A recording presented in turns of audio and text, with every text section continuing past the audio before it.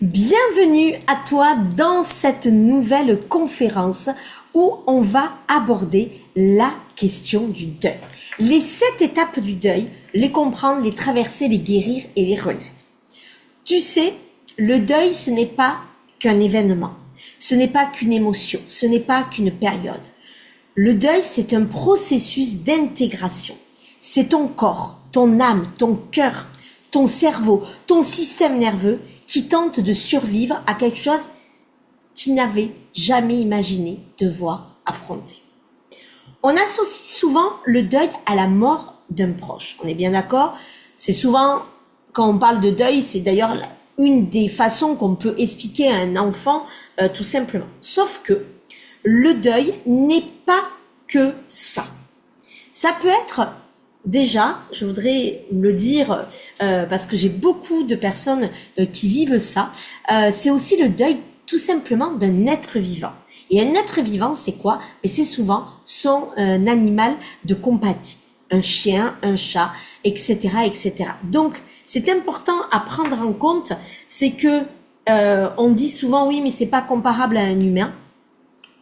En fait, ça va dépendre de la personne, ça va dépendre de l'histoire, ça va dépendre de l'attachement qu'il y a eu derrière.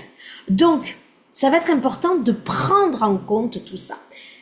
Alors, quand on est un être humain, j'ai envie de dire, chacun a envie de réagir comme il réagit.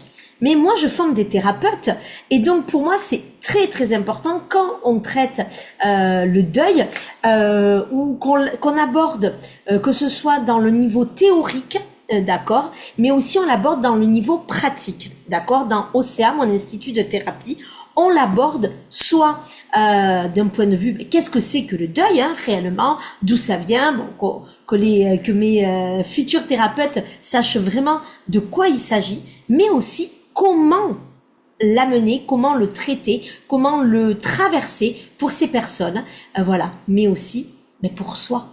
Parce que tu vas voir qu'en effet, ce deuil, il n'est pas que la perte d'un proche, la mort d'un proche, d'un être vivant. Ça englobe comme ça les animaux. Et c'est important de ne pas être dans le jugement de ça, parce que derrière, il y a une souffrance qui a besoin d'être entendue et accueillie. Voilà, déjà ça c'est le premier point.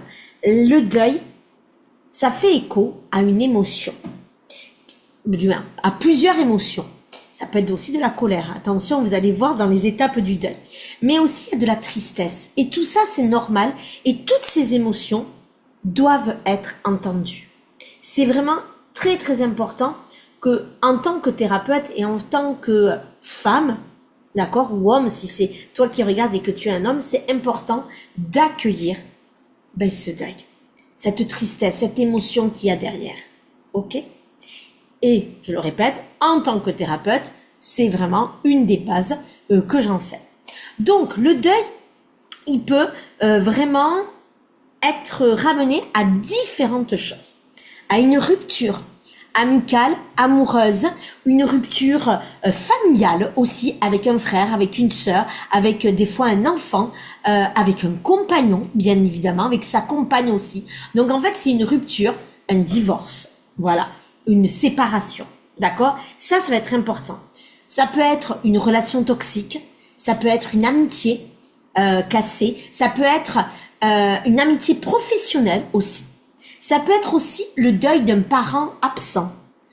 Pas forcément qu'il n'est plus là parce qu'il est mort, mais en tout cas, il n'est pas là dans notre vie et il y a un manque. D'accord? Le deuil, ça peut être aussi le deuil de la famille idéale, le deuil du parent idéal, le deuil de l'enfant idéal que l'on a pour soi, très important, mais aussi que l'on peut avoir pour son enfant à soi. Ok? Ça peut être le deuil d'une enfance que l'on n'a pas eue, d'accord? Donc ça peut être aussi le deuil d'une étape de notre vie, de l'ancienne version de nous. Alors, j'aime pas trop ce terme version, etc. Mais je pense que c'est important. Je me note un sujet, qu'on abordera dans la prochaine conférence. Ça m'a fait titre, tu me connais. C'est le pardon. d'accord? Donc il y aura la prochaine conférence, on parlera du pardon qui va très très bien avec les étapes du deuil. C'est pour ça que aujourd'hui on n'en parlera pas, mais il y en aura pour une prochaine. Et donc ça va être ça, ça peut être une situation, ça peut être une étape de vie. C'est quoi les étapes de vie? Mais comme je t'ai dit, un divorce, comme je t'ai parlé, mais aussi ton enfant qui part au lycée et qui est interne, ton enfant qui part à la fac ou qui quitte le nid. En fait, c'est l'enfant qui quitte le nid. Ça peut être un parent aussi qui ou son mari. Je pense à ma maman, moi, par rapport à ça, où son mari n'est plus le même, suite peut-être à une maladie, un AVC, une maladie comme les démences, voilà. Nos parents qui peuvent partir aussi, qui n'ont plus les mêmes capacités, qui sont vieillissants. Ça peut être notre propre vieillissement à nous. En fait, c'est toutes les différentes étapes qui peuvent nous mettre à mal. Peut-être tout simplement le deuil d'une ancienne vie où on a été dans, je pense à ça, à une maladie qu'on avait avant et qu'on n'a plus, ou inversement on a été pas malade et là on est malade et qu'on doit vivre avec ça. Avec le poids aussi, ça on le voit beaucoup avec les personnes qui se font opérer avec les pacemakers, etc. Pacemaker? Non, c'est pas ça les pacemakers. J'ai un doute là, des filles. Non, l'opération, pas du tout ça, un pacemaker. Pardon. Mais en même temps, voilà, c'est tous ces changements de vie. Pardon, je fais. Donc les personnes qui se font les opérations. J'ai perdu le nom. Bon, excusez-moi, j'ai un trou. Au moins, tu vois bien que tout vient. Voilà, j'ai mes notes, mais tout vient. Donc une personne qui perd du poids beaucoup et qui n'arrive pas à faire qui se voit toujours, la dysmorphophobie, qui se voit toujours comme avant, donc c'est le deuil de son ancien corps, ou personne qui était à un certain point un poids et qui grossit avec la préménopause. Il y a tout ça en fait, c'est les différentes étapes, c'est les différentes situations. Un rêve aussi qui s'effondre, une société. J'ai beaucoup d'entrepreneurs parce que tu sais que j'accompagne aussi les entrepreneurs pour qu'elles puissent être elles-mêmes dans leur business et en fait pour qu'elles puissent s'assumer pleinement. Ben c'est aussi ça peut être des fois des difficultés, la fermeture d'une entreprise ou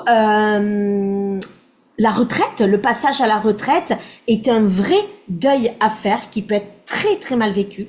Aussi, quand on a fait un burn-out ou quand on quitte une entreprise et qu'on va chez une autre entreprise. Donc en fait, on voit bien que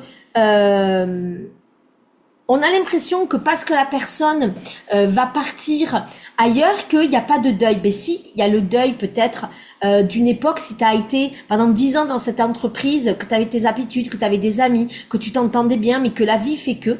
Mais en fait, il y a ça. Le deuil de ta vie, peut-être tu déménages, le deuil d'un pays. En fait, c'est toutes ces choses-là, toutes ces transitions, toutes ces étapes de vie qui ne sont pas à prendre à la légère. Pour certaines personnes, ça se passe sans aucune problématique, mais pour d'autres, ça peut être plus difficile. D'accord? Et donc ça, c'est à prendre vraiment avec précaution et c'est à prendre avec vraiment, on y prête attention. Donc, tous ces deuils-là, c'est tout ce qui crée une fracture dans ton identité. D'accord? Et ce que je veux vraiment te faire apprendre, tout ce que je veux plutôt te faire comprendre, c'est qu'il y a un vrai processus qui n'est pas linéaire, qui n'est pas logique, qui n'est pas parfait. Il y a 7 étapes dans les étapes du deuil. Donc j'espère que tu as pris un stylo, de quoi noter, parce que tu vas voir à quel point c'est important.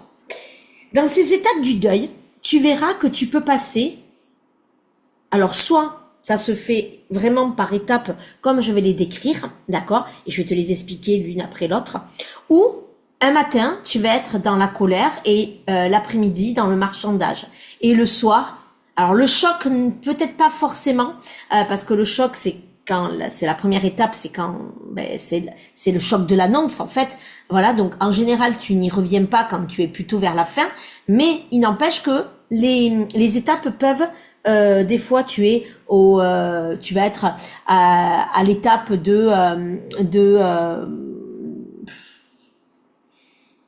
qu'est-ce que je pourrais te dire là, de l'étape de la tristesse, mais tu peux revenir à la colère. Tu vois, on peut revenir entre guillemets en arrière. C'est pas en arrière parce que c'est pas vraiment le terme que je voudrais t'apprendre, mais c'est une traversée en fait. En fait, ce qui compte, c'est pas l'ordre, c'est une traversée qui peuvent faire peur, qui peuvent être difficiles à vivre par moment.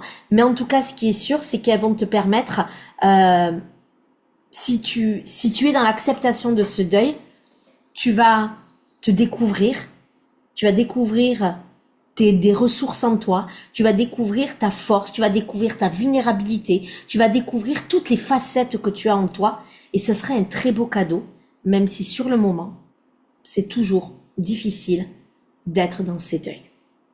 Mais souvent, même très souvent, quand on les dépasse, il y a une très belle histoire que tu as fait, et ça, c'est vraiment exceptionnel. D'accord? Donc, voilà ce que j'avais déjà envie de te dire. Donc, on va aller voir ces étapes-là. Donc, la première étape, c'est le choc. C'est quand ton monde explose et que ton corps, là, il prend les commandes. Ça veut dire que soit il va être figé, soit c'est ton système nerveux, c'est le plus primitif, c'est le plus animal qui va intervenir. C'est le cerveau reptilien qui va prendre le dessus.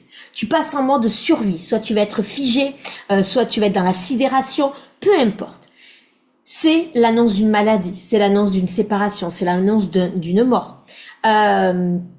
C'est souvent la sidération vraiment à ce niveau-là. Même si des fois on s'y prépare, mais il y a toujours, imaginons, moi je vais te raconter ça, quand mon père a fait un AVC en 2020 et ma mère en 2023, décembre 2023, elle a fait une méningite où elle a été plongée dans le coma. En fait, ces deux événements sont arrivés brutalement et en fait, le choc a été vraiment intense.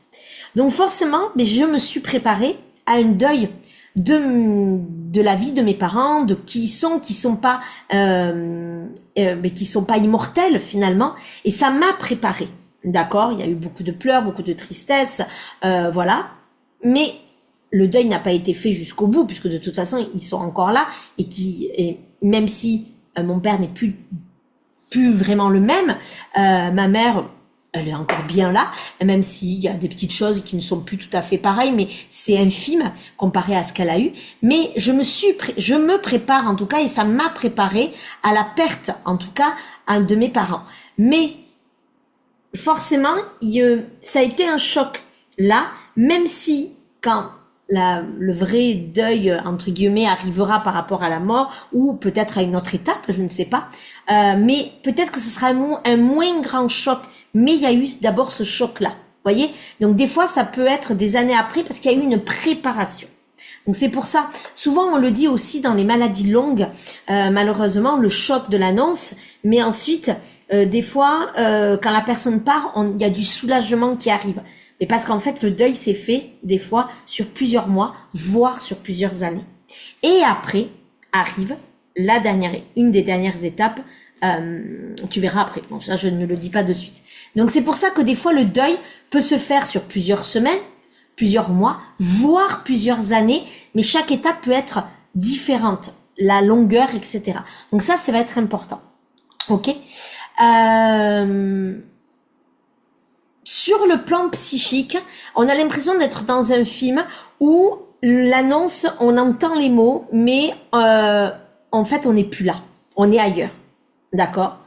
Et donc, sur le plan corporel, on peut avoir les jambes coupées, on peut avoir la respiration courte, on peut avoir une gorge serrée, on peut être à l'impression, ce que je te disais, d'être à côté de nous-mêmes, etc., etc.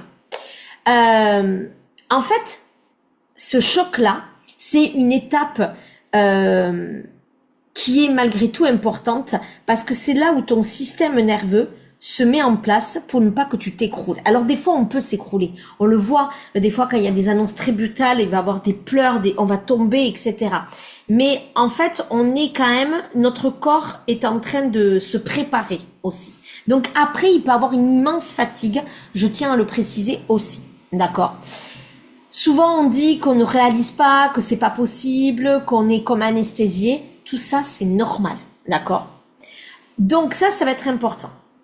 C'est une étape que, ben, elle ne dure pas des mois, cette étape-là. Ce choc, cette sidération, l'annonce, elle ne dure pas, voilà, elle dure quelques minutes, quelques heures. Voilà. D'accord? Ça va être important. Des fois quelques jours. Voilà. Mais c'est ça, on reprend. Notre corps après va nous faire revenir. D'accord? Ce qui peut faire revenir, c'est faire en sorte que notre système nerveux se réaligne, se remettre en sécurité. Donc on peut avoir quelque chose qui peut nous ramener dans cette réalité-là. C'est prendre peut-être un objet symbolique, c'est peut-être prendre une grande respiration, c'est peut-être toucher la main de quelqu'un, c'est peut-être toucher du froid, ça peut nous ramener. Voilà, c'est prendre l'air, ça refait reprendre notre esprit. D'accord? Ça va être important. Donc cette annonce-là du choc, on ne peut pas... bien sûr qu'il y a des annonces très difficiles et il y a des chocs beaucoup moins compliqués. On est bien d'accord par rapport à ça. Ça va dépendre de comment c'est arrivé. Si c'est petit à petit ou même, par exemple, quand c'est la préparation à la retraite. C'est pas le même choc que l'annonce d'un décès brutal ou d'un accident. On est bien d'accord. Voilà.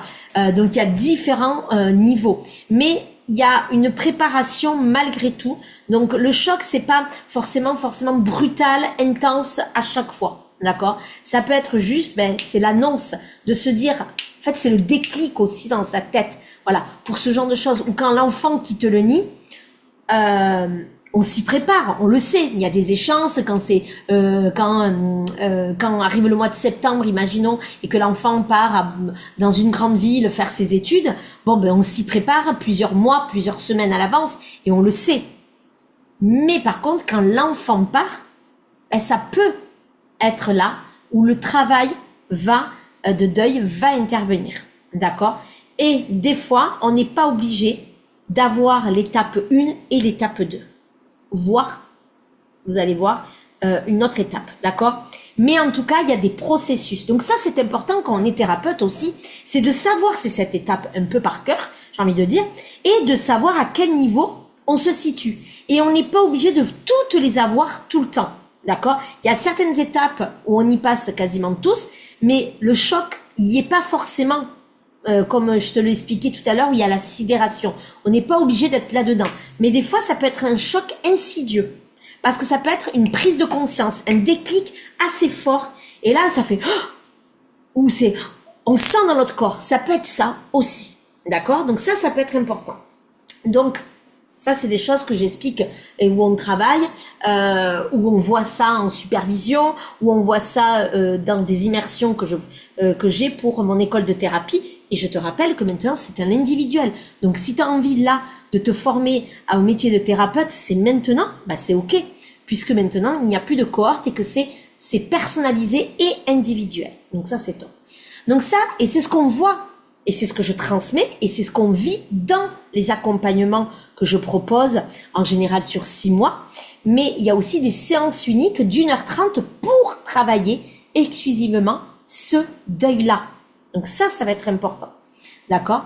Avec un questionnaire pour savoir vraiment comment ça se passe, où c'est que tu en es de ton deuil, pourquoi est-ce que c'est un deuil d'une personne décédée ou est-ce que c'est le deuil d'une étape de ta vie.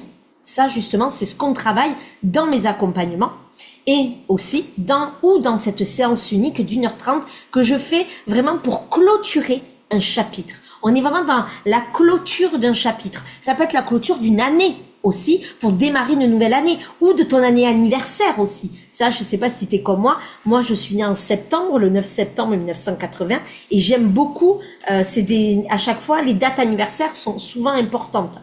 D'accord, pour les femmes en particulier, mais pas que, et où on se dit, allez, c'est un renouveau. C'est pas forcément l'année civile, mais ça peut être ça. Ou l'année scolaire peut être intéressant aussi. Moi, ça tombe bien, c'est toujours à la même période. Donc, il y a ça. Ensuite, il y a le déni. La deuxième étape, c'est le déni. Quand ton cerveau Et il ne veut pas voir la réalité parce que c'est trop violent pour lui. Le déni, ce n'est pas un refus volontaire, c'est un mécanisme de protection neurologique. Ton cerveau découpe la douleur en petites doses pour que tu puisses la supporter. Sur le plan psychique, tu fais comme si, tu continues ta vie, tu t'occupes, tu te suradaptes. En fait, sur le plan somatique, donc ça veut dire corporel, le corps évite l'émotion. Donc, il va somatiser avec des migraines, avec des tensions, etc. Tu peux en avoir d'autres. Et sur le plan symbolique, en fait, le déni, c'est comme un sas, un couloir avant de pouvoir entrer dans le deuil. Parce que, pourquoi c'est important ce deuil? Parce qu'en fait, c'est le moment où la réalité s'installe doucement sans s'imposer, sans être trop dans la violence. D'accord? Comment on voit que la personne est dans le déni ou qu'on est nous-mêmes dans le déni? On évite les souvenirs. On ne veut pas parler de la perte. On dit que ça va aller. En fait, il y a un décalage entre ce que l'on dit, ce qu'on ressent et la réalité du choc. D'accord?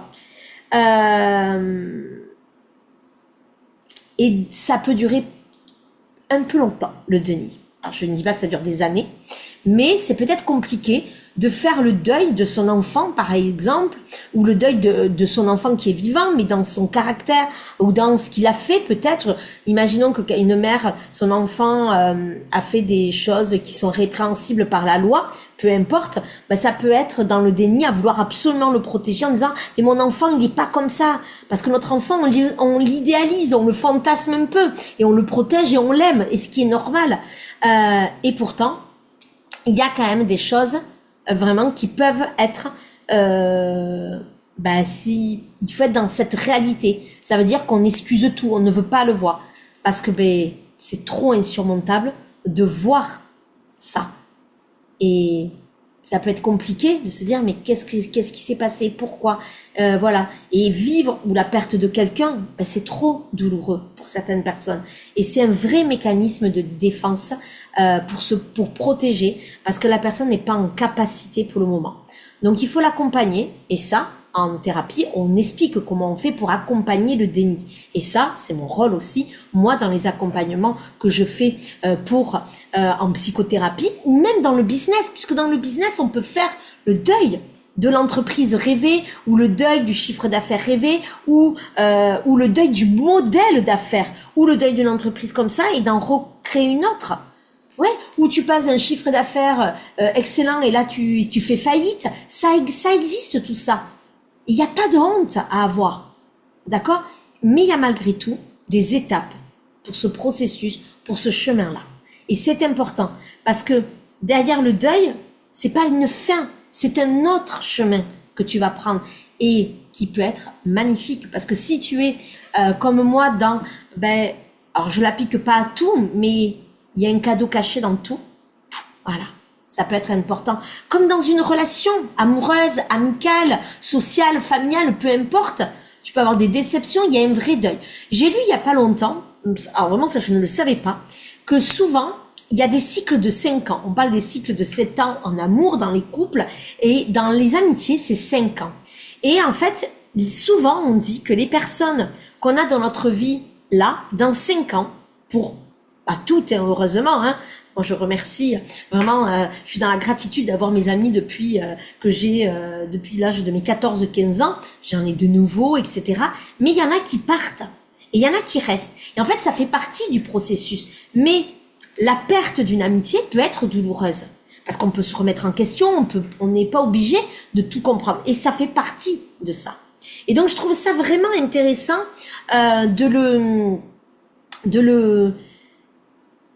d'avoir en tête ces étapes du deuil et de se dire, une amitié, elle peut durer toute la vie, elle peut durer 10 ans, mais apparemment, alors ça vraiment, je le dis, je ne le savais pas, c'est 5 ans, la moyenne. Donc ça veut dire que les gens que tu as ici aujourd'hui, certains dans 5 ans, ils n'y seront plus. Mais c'est apparemment un cycle normal et comme on dit, il y a des personnes, ils sont là. Comme moi j'aime beaucoup le dire en amour, tu sais quand tu finis une histoire d'amour ou le décès de quelqu'un, en tout cas il y a un deuil à faire, mais en fait il y a des relations, sont des relations pansements, des relations transitoires. parce qu'elles te permettent de faire la transition. Eh bien, c'est OK. Donc, ça veut bien dire que en amitié, c'est pas forcément tout ça, mais ça veut bien dire que les gens ne sont pas voués à rester toute notre vie. Mais autrement, on aurait des 10 000 personnes dans notre vie, à la fin de notre vie. Donc, c'est normal aussi.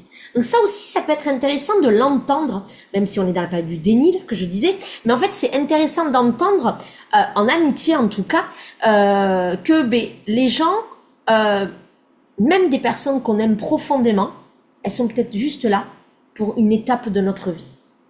Voilà. Parce que chacun évolue, chacun grandit, chacun change. On n'a plus les mêmes centres d'intérêt. La vie fait que des fois on peut déménager et c'est OK aussi. Mais ça peut être intéressant pour pas tout le temps se remettre en question, pour pas tout le temps se culpabiliser, parce que ça c'est une vraie problématique, comme tu le sais, la culpabilité. Donc le déni, vraiment, ça va être un passage où je t'invite à... Alors certains ne l'ont pas, d'accord, mais quand il y a des phases très très fortes, dans des deuils très très difficiles, elle y est, cette phase-là. Mais des fois, elle peut y être aussi quand il y a la maladie. Et les malades peuvent l'avoir eux-mêmes pour eux. Bon, mon père, c'est pas un déni parce qu'il a fait un AVC et il a une acnognosie, je sais jamais le prononcer. Aujourd'hui, tu dois rigoler, hein, parce qu'il y a des trucs que j'oublie, où il y a des mots que j'arrive pas à prononcer. Et en fait, c'est pas un déni parce que le déni, c'est un biais cognitif, c'est vraiment un mécanisme, c'est un mécanisme de défense, alors que l'acnognosie, c'est vraiment au niveau de ton cerveau, là, qui ne peut pas voir du tout la réalité. Et donc, mon père, il est là-dedans. Mais c'est comme si nous, on s'était dit, ah oui, il va reprendre sa vie comme avant, il n'y a pas de souci, parce qu'il peut marcher à peu près, tout ça. Et en fait, non. Non, il n'a pas repris sa vie. Alors, on n'a jamais été dans le déni, nous, jamais. Je crois quand même on a été trop dans la réalité, mais finalement il nous a épatés parce qu'il a pu reconduire, etc., etc. Donc ça tant mieux. Mais ça prouve bien que on peut, c'est ça le déni, c'est-à-dire c'est se dire ah mais non rien ne va changer, tout est OK. Non, voilà, c'est voilà, et il faut l'accepter. Et ça demande du temps, il faut de la patience pour ceux qui sont autour. Et quand on est thérapeute, quand on accompagne, c'est montrer petit à petit, en étant subtil. Ah, est-ce que là vous voyez que... Ah oui, et là il va s'allumer quelque chose dans le cerveau, dans le conscient. OK. Et petit à petit, le déni va arrêter pour revenir dans la réalité. D'accord? Et c'est normal. Voilà. Donc, soyons patients. Voilà, c'est ce que j'ai envie de dire. Ne soyons pas dans le côté mais non, mais n'importe quoi, c'est pas ça. Non, doucement. Voilà. La troisième étape de ces deuils, c'est la colère. La colère, ce n'est pas un problème. La colère, c'est la preuve que tu es en vie. Pour moi, ça, c'est très important. La colère, elle est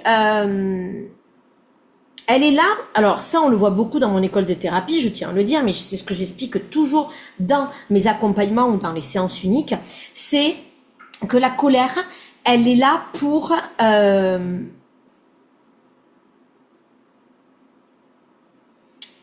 est là vraiment pour... à la base, la colère, elle est là pour dire stop, pour dire là, je mets le cadre, je ne me laisse plus faire, je suis dans l'affirmation de soi. La colère, elle peut être envers les autres ou elle peut être envers soi-même. D'accord? Et souvent, ce qu'on voit beaucoup en thérapie, c'est que la colère, elle est souvent tournée. Quand les gens sont extrêmement en colère après l'institution, après un chauffard, après l'extérieur, je peux te promettre que la quasi-totalité, pas tout le temps, mais c'est de la colère vis-à-vis de soi. Et ça va être...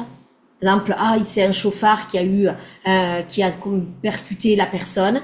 Mais en fait, on se dit, oui, mais là, c'est à cause de moi parce qu'il est allé chercher ça alors que je lui avais dit, parce que je le voulais absolument. Ou on va, à un moment donné, la colère cache peut-être de la culpabilité. Derrière la colère, il y a souvent quelque chose qui a besoin d'être vraiment entendu. C'est vraiment... C'est quelque chose qui est inacceptable en fait derrière la colère. C'est quelque chose qui est dur. C'est quelque chose qui a besoin d'être sorti. On peut le sortir avec une lettre qui peut être intéressante à écrire à soi ou à l'extérieur, à une personne ou à une institution, parce que des fois, on fait des deuils de colère, on fait des étapes, on fait des lettres vis-à-vis de la colère, vis-à-vis de la vie ou vis-à-vis de la mort. Vous voyez, ça peut être des notions aussi comme ça. La colère fait partie du processus parce que c'est ce qui nous permet de tenir. La colère, c'est ce qui nous permet, et ça, tu sais, je le travaille beaucoup, moi, la colère avec, c'est pas une émotion que je veux diaboliser, moi, la colère. Bien sûr qu'il y a la colère violente et la colère de la haine, vraiment. Où là, il faut faire attention, en effet. Mais la colère, elle peut être saine.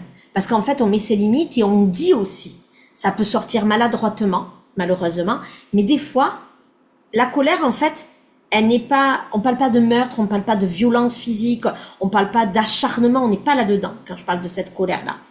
Mais en tout cas, la colère, c'est important de l'entendre. Et ça, en thérapie, quand il y a un transfert qui est fait, c'est-à-dire qu'il y a une alliance thérapeutique, tant mieux. Si la personne, elle est en colère, qu'elle vous parle d'un coup mal, ou que d'un coup elle se sent, elle arrive et on la sent très énervée, qu'elle vous répond sèchement, c'est souvent pas à 100%, à 99% du temps, vous n'avez rien à voir là-dedans, le thérapeute.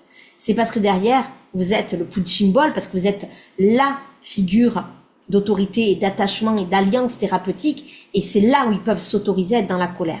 Et si cette colère, elle est entendue et vue, eh bien, vraiment, elle va pouvoir être déposée, et ça va pouvoir la calmer. Parce que derrière, il y a autre chose dans la colère. Il y a vraiment autre chose. D'autres émotions, la culpabilité, la honte, peu importe, la tristesse qu'on va voir ensuite dans la 4e partie des étapes du deuil. Mais vraiment, c'est important. Cette colère-là, elle a besoin d'être exprimée. Elle a besoin vraiment d'avoir l'espace pour pouvoir la dire. D'accord? Et il y a plein de façons de traiter la colère. Et des fois, elle est légitime. Il faut quand même pas l'oublier. Des fois, on se dit, bon, elle a peut-être pas lieu d'être, mais en tout cas, elle a besoin d'être exprimée. Donc, il y a un message quand même qui a besoin d'être passé. Mais des fois, on a le droit d'être en colère. Et c'est bon aussi. Voilà. Donc, moi, je ne suis pas là pour diaboliser la colère. Au contraire, parce que la colère est toujours mal vue. Ça, tu le sais, à quel point elle est toujours mal vue. Mais c'est important, parce que la colère est associée à des choses dramatiques. Vraiment des excès très, très nocifs. Mais si on la laissait juste s'exprimer de temps en temps, mais ça changerait la donne. Donc, ce qui va être important, c'est vraiment là, la colère, d'avoir cet espace-là. Et la personne, elle peut aussi avoir l'espace chez elle, attends pas dans un punching ball, en dansant sur des musiques, on a envie de sortir cette colère. Mais surtout de se dire, au lieu de dire non, je suis pas en colère. Mais si, t'es en colère, t'as le droit d'être en colère. Donc, qu'est-ce qu'il y a? Eh bien, rien que pouvoir sortir, le vomir, le dire, et ça fait du bien. Et ça, c'est important. Et c'est pour ça que le rôle des thérapeutes est très, très important. Voilà. Parce qu'il y a cet espace-là pour pouvoir déposer tout ce que l'on a besoin d'être déposé, parce qu'il n'y a pas de jugement derrière. Il y a déjà de l'écoute, et peut-être qu'après, il y a d'autres, peut-être qu'il y a de l'analyse, peut-être qu'il y a d'autres choses, mais rien que l'écoute fait du bien, sans jugement. Donc cette colère va être importante, et c'est une étape qui est très très importante. Si la personne a de la colère, de vraiment la laisser s'exprimer, parce qu'une colère non dite, non digérée, ça peut être vraiment catastrophique par la suite.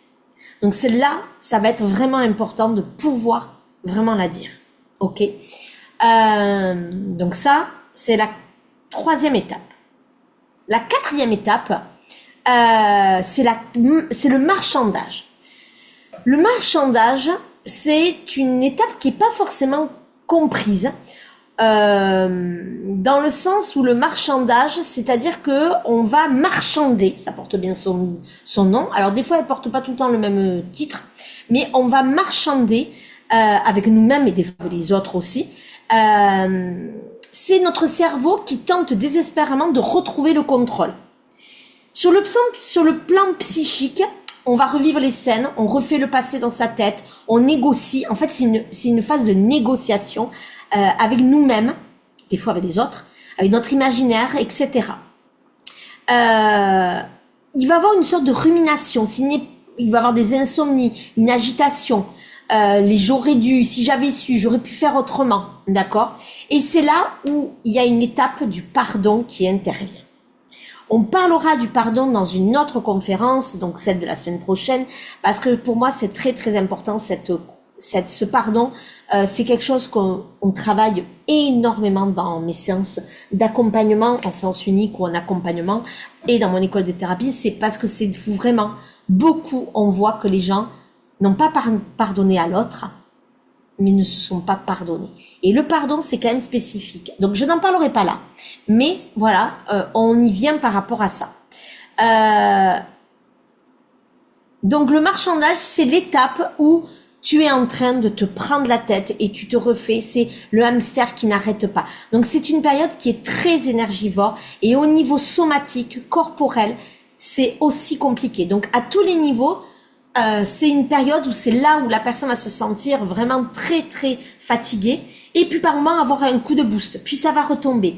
Donc on est dans des états émotionnels, ça fait les montagnes russes en fait. Ok, donc ça va être important et ça on le traite aussi et ça peut durer un moment ça peut durer longtemps. Voilà. Alors, ces étapes là, le marchandage peut durer des mois et des mois, voire des années.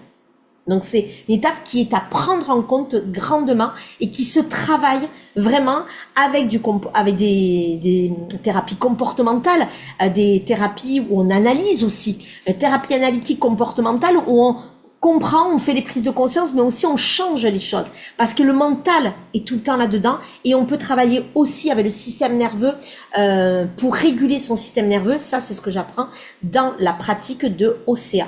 Donc ça, c'est le niveau de perfectionnement. Voilà, ça c'est important où vraiment on apprend à réguler ça. Et ça, dans le marchandage, le corps va être très très important parce que le corps va amener du calme et quand ton corps est régulé, donc quand ton nerf vague est très bien régulé, qu'est-ce qui se passe? Ton mental se calme. Donc ça va être une étape très très importante. Et le marchandage, je vais te dire, c'est pas que dans le deuil. On est bien d'accord parce que les femmes qui pensent et qui n'arrêtent pas, je peux te dire qu'il y en a beaucoup dans les dépressions, dans les choses comme ça. La cinquième étape, c'est la tristesse profonde. C'est une étape où les gens n'ont pas envie d'aller parce qu'elle est synonyme de dépression. Et pourtant, c'est une descente, beaucoup pensent que c'est une descente aux enfers, mais en fait c'est une vraie descente dans son âme et dans son cœur. C'est là où tu ressens le manque, c'est là où tu ressens le vide, l'absence, la nostalgie.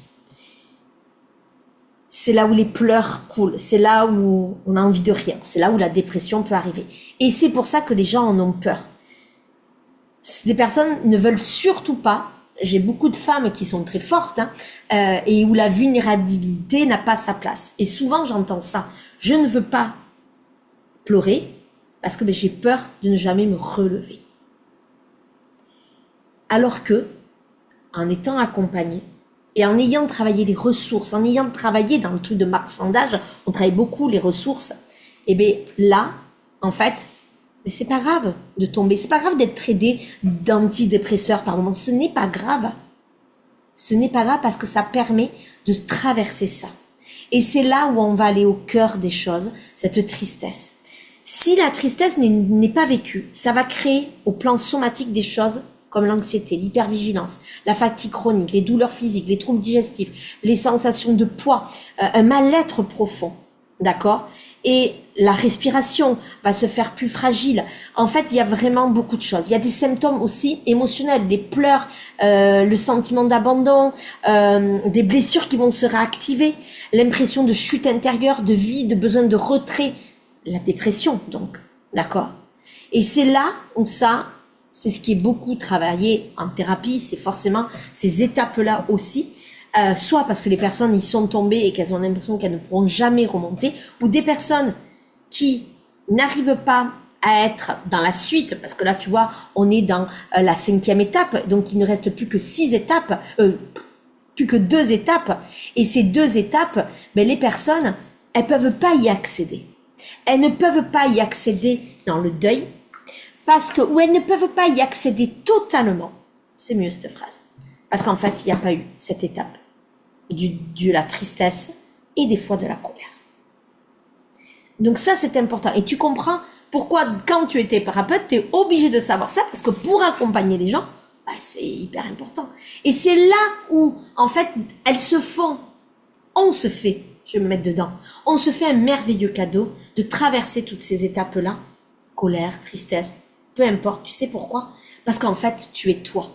Tu te fais ce cadeau de montrer que la tristesse, c'est un véritable cadeau. Que cette vulnérabilité, ça n'a peut-être pas été simple, je ne dis pas le contraire. Mais tu t'es trouvé à l'intérieur. Il y a une part de toi qui a guéri. Il y a une part de toi qui te remercie. Et quand les parts de toi se sentent entendues, mises en valeur, elles ne sont plus niées, elles ne sont plus mises sous tapis, mais qu'elles sont là, qu'elles sont dans la lumière, alors qu'on les voyait comme des parts d'ombre, mais qu'elles sont mises dans la lumière, elles peuvent respirer, elles peuvent être là, pleinement. Et forcément, qu'est-ce qui se passe après? Eh bien ensuite, c'est l'étape 6, c'est l'acceptation. Oui, c'est l'acceptation. Et ça, c'est le plus beau travail. Et l'acceptation, c'est une vraie ouverture. Tu comprends que vivre avec l'absence n'est pas trahir la présence. Ton système nerveux, il se régule. Ton corps se détend. Tu te remets dans le flux de la vie. Tu peux parler de la perte sans exploser, sans imploser. Tu ressens de la paix plus que de la douleur. Tu reprends des routines, tu reprends ta vie, tu recommences à rire.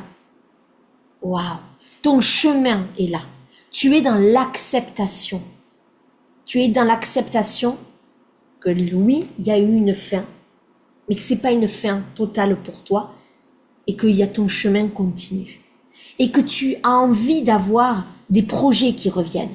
L'acceptation, il y a des re-envies, il y a des élans comme ça. Et en tout cas, il y a un vrai sentiment de je me sens mieux. Je me sens, ça y est, à ma place. Il y a des choses qui arrivent. Les parts de toi ont été entendues. Et le être soi est là. Et la dernière étape, c'est la reconstruction. C'est cette renaissance en douceur. C'est comme un phénix qui renaît. Cette reconstruction, elle peut être longue. Elle peut être pas forcément spectaculaire. Mais en tout cas, elle est fondatrice. Cette reconstruction, elle peut par moments flancher. On peut repartir dans le marchandage. On peut repartir dans la tristesse, dans la colère. Mais comme on a toutes ces ressources, hop, on arrive à remonter et à re-avancer. On se crée une identité où on est dans cette unicité, où on accepte tout, où on est soi. On apprend à redevenir soi, mais différemment, autrement. Notre énergie remonte progressivement, la créativité revient, la joie revient petit à petit, les projets reviennent. Ou ça y est, on avance petit à petit. Le mouvement revient naturellement. Sans se forcer, je tiens à le préciser. Et puis des fois, en se forçant un peu.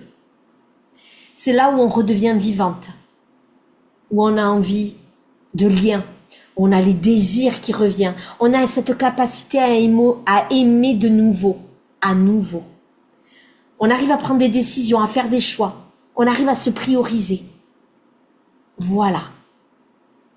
Et en fait, ces étapes de deuil, c'est à chaque fois je continue avec toi en moi. Je continue, j'avance, je me choisis, je renais, je vis. Et toutes ces étapes sont importantes à connaître parce que tu l'auras peut-être à vivre pour toi, mais peut-être aussi pour les autres, pour une amie. Et le fait, ou pour un mari, ou pour quelqu'un, et le fait de le comprendre, on devient beaucoup plus empathique, on est dans la compassion, dans la bienveillance, dans la compréhension, et non plus dans le jugement. Et je crois que si on n'est plus dans le jugement, c'est là où il y a de très belles choses qui se passent. Alors, je rappelle, le choc, la deuxième, le déni, le colère. Quatrième, le marchandage. Cinquième, la tristesse. Sixième, l'acceptation. Et la septième, la reconstruction. Le deuil n'est pas une parenthèse, c'est une transformation identitaire. Et si tu as traversé tout ça, si tu es encore en chemin, tu n'es pas faible, tu n'es pas en retard, tu n'es pas trop sensible, tu es juste humaine. Et ton cœur a juste besoin qu'on l'aide à se remettre, à vivre et à battre. Et moi, c'est ce que je fais. C'est ce que je fais dans mes séances uniques d'1h30 où on traverse ça.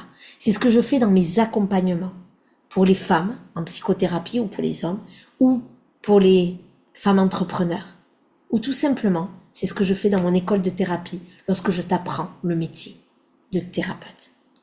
Voilà ce que j'avais envie de te proposer aujourd'hui. Comment on fait tout ça?